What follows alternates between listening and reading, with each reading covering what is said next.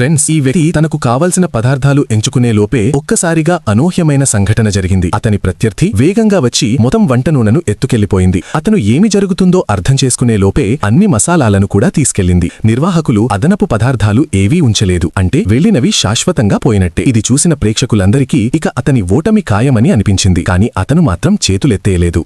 మిగిలిన పదార్థాలను జాగ్రత్తగా పరిశీలించి ఒక ఉపాయం ఆలోచించసాగాడు. అదే సమయంలో అతని ప్రత్యర్థి వేగంగా తన వంట పనిని మొదలుపెట్టింది.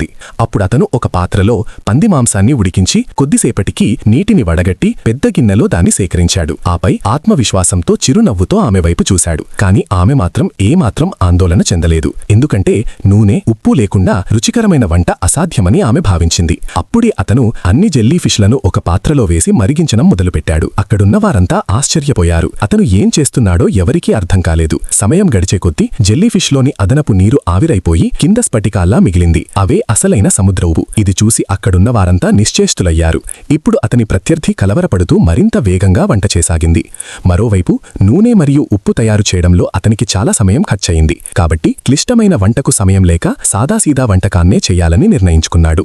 చివరి కౌంట్డౌన్ మొదలయ్యేలోపు ఇద్దరూ తమ తమ వంటకాలను సమయానికి పూర్తి చేశారు. ప్రత్యర్థి వంటకం చూడటానికి అద్భుతంగా కనిపించగా అతని వంటకం చాలా సాధారణంగా కనిపించింది. కాని న్యాయ నిర్ణేతలు అతని వంటను రుచిచూసిన క్షణంలో ఆశ్చర్యంతో మౌనమయ్యారు. ఎందుకంటే అతను తయారు చేసిన నూనె, ఉప్పు రుచి గాఢంగా సమతుల్యంగా ఉండి వంటకు ప్రత్యేకమైన లోతైన రుచినిచ్చింది.